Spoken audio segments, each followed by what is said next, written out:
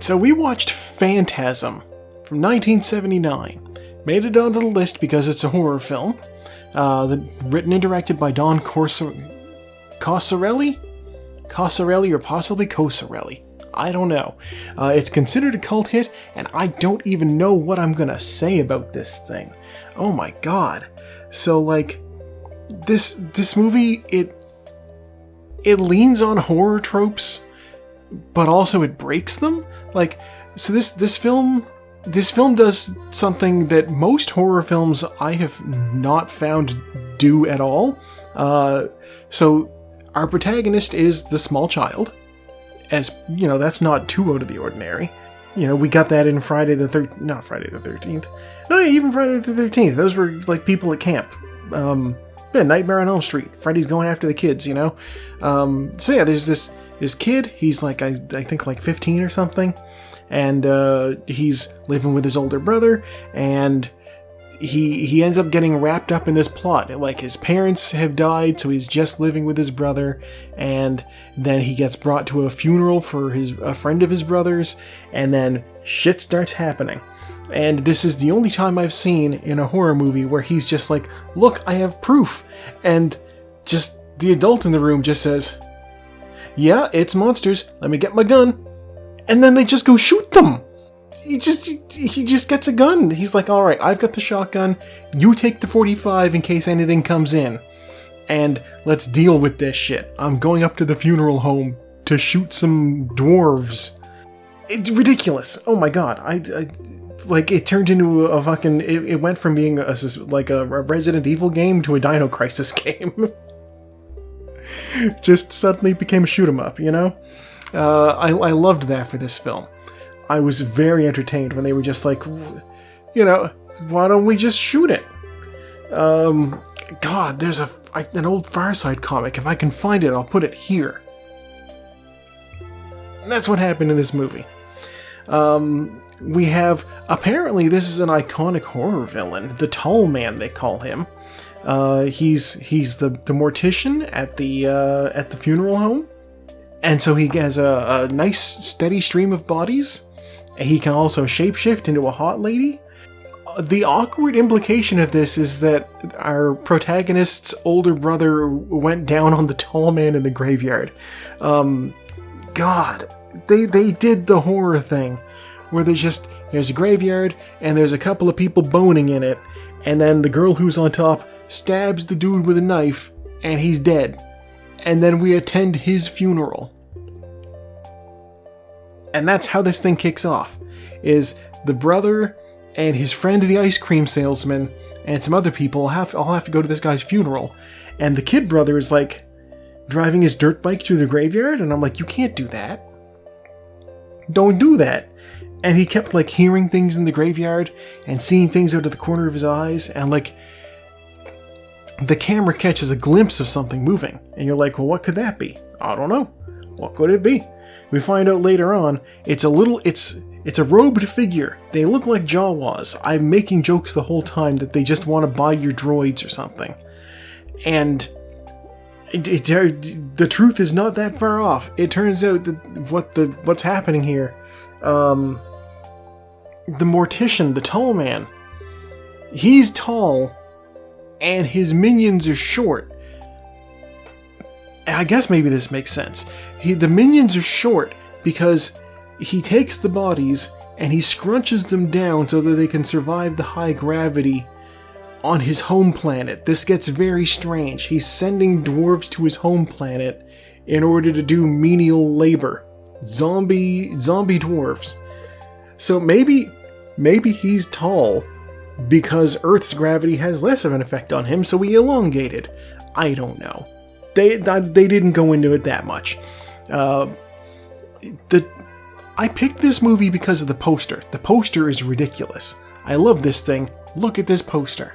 Here's one problem with it though. There's these ball things on the poster, and they do show up in the movie. And apparently they are an iconic thing to show up. But we only see them kill one person in this. The ball just flies in, attaches to a dude's face, turns him into a blood fountain, which is appreciated very much, and then he's dead. And the next time a ball flies at somebody, the hero's older brother is just like, let me shoot it, and shoots it, and it blows up. Once again, the gun solves the problem. The ending is like an absolute... I had to look up. I was like, hey Google, what happens? How much of this movie is real? Because, like, the kid brother wakes up, and he's hanging out with the ice cream man. The friend of the ice cream man. I hate that the ice cream man is an important character. He's just... Reggie, the older brother's friend who sells ice cream and wears a bow tie, is in every movie in this franchise. How is this an important character? He wears a bow tie. He sells ice cream. They lock a zombie up in his ice cream truck at one point. It's ridiculous. So, like, the kid brother wakes up and he's there and he's just like, you had a nightmare. Remember, it's been rough since your older brother Jody died in a car crash, and so did your parents. And so, like, we're led to believe that this whole film has just been this kid coping with the death of his brother by inventing a heroic scenario in which him and his brother, like, fight a monster, an evil alien being who is controlling the dead. And so we're like, oh, it was a dream all along. Okay, well, that's a shitty way to end a movie now, isn't it? And then the kid standing in front of a mirror, the glass breaks, and, like, hands reach out and grab him and pull him into the mirror. And you're like, oh, I guess it was not all a dream? So if the tall man is real enough that his goons are, like... Because he showed up in the mirror, and then the kid gets, like, dragged through it. So if he's real enough to show up there, then what was real and what was fake in his dream? Was it a dream? What the fuck? I cannot find anything definitive about this, and I was like, I need to look up the rest of this franchise to see if I can piece together from the plot exactly what was supposed to have happened here.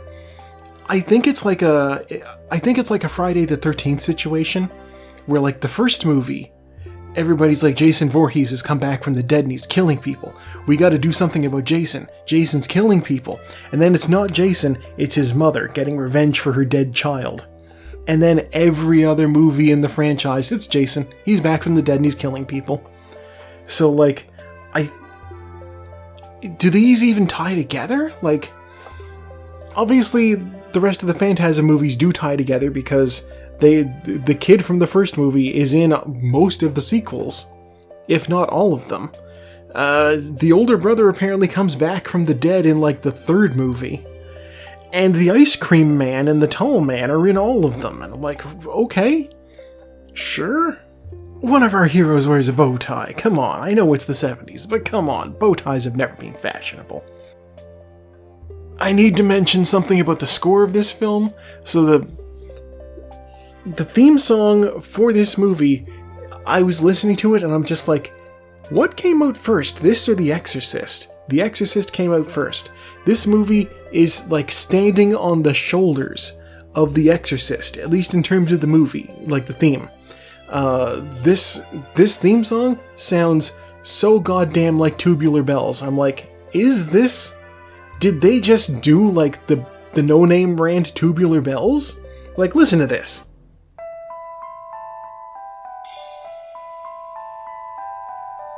And then listen to this. They sound the same. I say to them, you want ice cream cone? Both of them say yes. Like, it's wild. But, you know, it worked, I guess. Because it's a good score. I will say it lent itself very well to the scenes. It's good suspense theme. But of course it's like cribbing notes from one of the all-time best. Which, I guess if you're going to emulate a movie, you may as well do The Exorcist. If you're going to do horror, it may as well be The Exorcist. I did not recognize this director's name.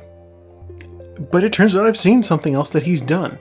Don Coscarelli is also the fella who did Bubba Hotep, which is sitting over on my movie shelf right now. In with the horror films. Stars Bruce Campbell and Ossie Davis Jr. as Elvis and JFK in a retirement home fighting a mummy. And I realized after the fact, the fellow who plays Reggie the Ice Cream Man in Phantasm, through the whole series, he works at the funeral home in Bubba Hotep. So I guess Don Coscarelli just like... I guess he's like the horror Adam Sandler. He's just making movies and casting his friends in them because he can. You know, if you can get paid to just hang out and make a fun video with your pals, why not? You know? I guess the tall man is like... So he's played by the same actor in every film. I think his name is like Robert Scrim or something like that. It's a ridiculous name. It turns out it's not actually his real name. Like it's a stage name. All of his early credits are under a different name. And then when Phantasm comes along, call me Scrim. 2 M's, thank you. It's spooky. It's like, it is spooky. It works. He's actually like 6'4", and they made him look even taller by giving him platform shoes and like giving him poorly fitting clothing. I don't know. So the end of this movie is it's very unsatisfying in terms of like what was real and what was fake, what was a dream. You know, anytime a movie like plays around with the "it was all a dream," woo, there's been one successful "it was all a dream" ending, and that was the second Bob Newhart show. Because what they did was they had him wake up in the set from his first show. And this is just a fun little thing. The show's over. You know, with a sitcom, you're not like invested in the plot. With this is a suspense thriller, horror thing. The whole thing is that you're going through this kid's experiences. And like you want there to be a satisfying ending, and it's not really satisfying, but it's definitely a weird trip along the way. Highly recommend if you want to see some interesting takes on the horror genre, if you want to see, you know, some good references to other horror films, just weird things happen, man. Weird things happen. While we were watching, while we're watching this thing, they're just driving in the car, and the kid is driving the car, and the brother's like, here, you know, keep her steady, pops up out of the top of the car, the sunroof, with the shotgun, and starts like shooting at the hearse that they're in a chase with. I'm like, this is not how we usually solve these problems in a horror film. Not once is anybody being chased by Jason Voorhees, and they're like, here, let me just shoot him a bunch. Has that been a thing? Has anybody just like taken a rifle and unloaded on Jason Voorhees? I haven't watched a lot of Friday the 13th movies, so I can't say for sure. But if it's happened, let me know, because that sounds ridiculous. And that's what happened here. And so they're driving in this car. Near as we can tell, the girls are dead, because there's some girls that they're hanging out with. And they're just shooting at this thing. And just one of the folks in the audience goes, is this a Winchester origin story? And I'm like, oh my god, these could just be the brothers from Supernatural, couldn't they? Like, this is... They're in a car, the women are dead, they're shooting at the monsters with guns. This may as well be Sam and Dean Winchester, you know? This is... That could be it. You know, we like to make fun of the fact that the women die a lot in Supernatural, but let's be honest, everybody dies in Supernatural. Hell, both of the protagonists have died in Supernatural. It's an odd show. But this is also definitely just a strange movie. We might end up just trucking through the rest of the franchise at some point just to see what the fuck, because I gotta tell ya, I want to see more of these balls. These things, they're wild. These are very influential. Apparently that's what, like, Captain Phasma from Star Wars, the sequel movies, is named after. See, she's shiny, and so are the balls from Phantasm, so she's Phasma. Also, she's tall like the tall man. It all ties in. It makes sense, right? Again, it's like poetry, so if they rhyme. It's not clever, but, you know, she's shiny. And I want to see more blood fountains from these ridiculous ball contraptions. The weirdest thing is that, like, when the kid is fighting the tall man's goons, his Jawas, how many Star Wars references am I going to get out of this thing? As he's fighting the Jawas, and also the tall man, he cuts off the tall man's fingers with a knife. And that's the proof he ends up getting. He brings one of the fingers home, and it's still, like, wiggling in the box he puts it in, and, like, instead of blood, he's filled with this orange goop that kind of has the texture of, like, liquid Velveeta. It's strange, but he puts it in a box, and that's what he shows his brother, and his brother's like, yeah, okay, it's monsters. But, like, when he's in the funeral home, and a guy comes out and grabs him, and then this ball comes out of nowhere, just launches at him. He gets out of the way by biting into the guy's arm, and then the ball lodges in the guy's face, drills into his face, and sprays blood everywhere. But it's blood, so am I to believe that, like, this was just a normal human who for some reason grabbed this kid in this funeral home and then got balled? Also, they didn't even attempt to explain the balls. Like, just a ball flew at them and it was like, I'm drilling into a guy's face now. Like, no attempt at explanation. That's the sort of thing that I would expect to see something about, and apparently they're a big enough deal that they are, like, key plot points in later films. So this will be interesting to see. I cannot promise I'm going to do a follow-up to say what I thought of the franchise after I watch it all, if I actually get through it all. I will say I have seen that at least 2 more of these movies end with, and then the glass breaks and the people are pulled through by hands. You can't just reuse the same ending 3 times in a row, Dawn. Oh my god. Yeah, that's Phantasm. That's what we watched, and now we're gonna find out what we're gonna watch next week, right now. 3, 2, 1, and here we go. Alright, we have slow start as things just sort of slowly go down this hill, down into the course. The Innocent is out front, followed by Black Sunday in Brazil and the Doom Generation. But now, Black Sunday has taken over the front spot. Maybe? They're hitting the things, they're heading down, there's platforms. Oh gosh, Fear City is out front. You're the one I've already watched. You can't win. Maybe you can. Yeah, Fear City. Oh god, they're getting shot. They're getting shot at. What a nightmare. Okay, they get caught by the ball here. They have to go around in the hamster ball. Teorama has fallen out at first. There's these spinny dealies that catch them. Okay. Yeah, Teorama, followed by Fellini's Satyricon, followed by Night Moves. Teorama is out. Satyricon is out front. Oh no. That one looked a little bit wild.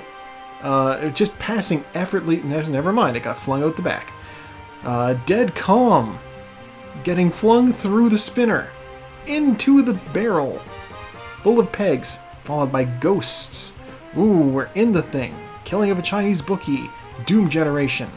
Meeting the Man James Baldwin. Flung way ahead. Oh my gosh, you're cheating. You completely skipped the stairs, Mr. James Baldwin. Can you capitalize on this advantage? What an advantage. Repo Man flies off. They're all struggling on the stairs. Cecil B. Demented is out. Beating the Man James Baldwin is so far ahead. I don't think anything could possibly catch up. Ghosts is coming in the back there. But yeah, we're getting Meeting the Man, James Baldwin. Wild. When's anything else coming? Okay, here comes Ghosts next. There's our second place. that might be relevant. I don't think Meeting the Man James Baldwin is that long. The Doom Generation, 3 Women, The Third Man, Dead Calm, Scanners, Never Weaken, the Cameraman, and then Monsieur Hulot's Holiday. Everybody's coming in now. Here Comes Brazil. A Colt Is My Passport. A Man Escaped. The Linguini Incident, which is our other David Bowie film. And after that, everything's passed, and we have Meeting the Man James Baldwin in Paris is our winner. All right, let's pull up my spreadsheet and get a little information on this here film. Okay, Meeting the Man James Baldwin in Paris from 1970. Chosen because it is a documentary. It's number 22 on the list. Directed by Terrence Dixon, although it's a documentary, so I assume they sit down and chat with him. 7.4 out of 10 on IMDb. It's 26 minutes long, which is exactly why I also wanted to see in the final results what number 2 was. Ghosts. Ghosts. I'm gonna do 2 movies this week. I'm only gonna do 2. Alright, so here's the official news on this. Meeting the Man James Baldwin in Paris. 26 minutes long. I believe. Yeah, 26 minutes long. And then Ghosts. Ghosts is from 2010. The criteria it landed on my list for was a movie from the 2010s. It's directed by Andre Nové Oliveira. It is a short drama film, 7.3 out of 10, and it is 11 minutes. All said, I will knock these 2 things off of my movie list in 40 minutes, including intermission.